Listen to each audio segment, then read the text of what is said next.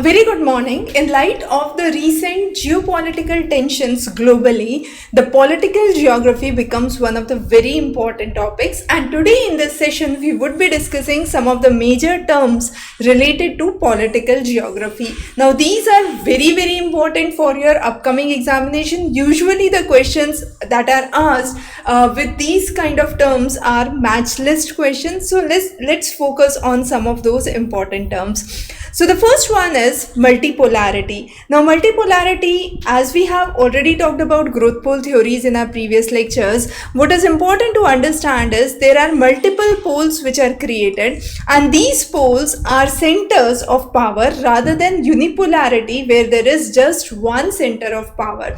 So with this geopolitical tensions that are arising globally, there is an accelerated shift towards multipolarity.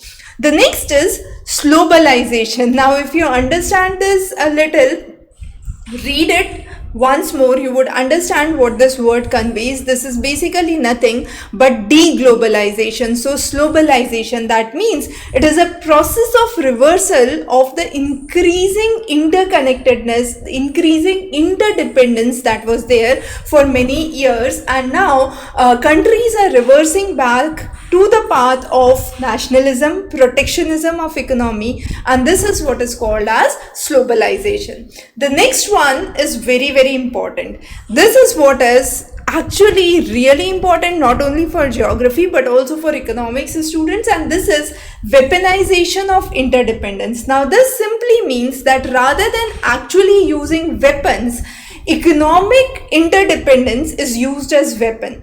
So that means trade, finance, technology is used as weapon, is used as a tool by experts to actually create pressure, create sanctions, and this is what is called as weaponization of interdependence. Very important to understand, it is not related to real weapons, right? It is related to interdependence of economies, interdependence of trade between the nations.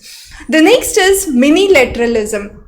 Minilateralism, as the name suggests, mini. So it is a group of a small number of countries that actually have a common shared interest and they come up together to protect their interests in some way or the other, and this is called as minilateralism. It is a kind of economic and security initiative. The next term that we would focus on is important, grey zone conflict.